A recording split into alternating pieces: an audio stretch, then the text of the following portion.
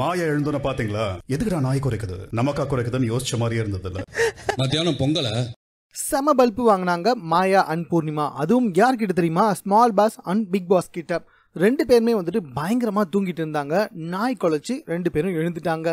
மாயா நானா தூங்கினேன் அப்படின்ற ஒரு ரியாக்ஷனோட எழுந்தாங்க. ஸ்மால் பாக்ஸும் பிக் பாஸுமே பேசிக்கிறாங்க. ஸ்மால் பாஸ் பாத்தீங்களா, மாயா எழுந்த உடனே நானா தூங்கினேன் அப்படின்ற ஒரு ரியாக்ஷன்லாம் கொடுத்தாங்கன்ட்டு. அதுக்கு ஸ்மால் பாஸ் என்ன மத்தியானம் பொங்கலா அப்படின்னு சொல்லி பயங்கரமா கலாய்ச்சி விட்டாரு. இது கூட பரவாயில்ல, இல்ல உருளைக்கிழங்கு சாப்பிட்டு இருந்தாங்க, இப்போ ஃப்ரெஞ்ச் ஃப்ரைஸ் வேற சாப்பிட போறாங்க அப்படின்னு வேற சொல்லி பயங்கரமா கலாய்ச்சிருந்தாங்க.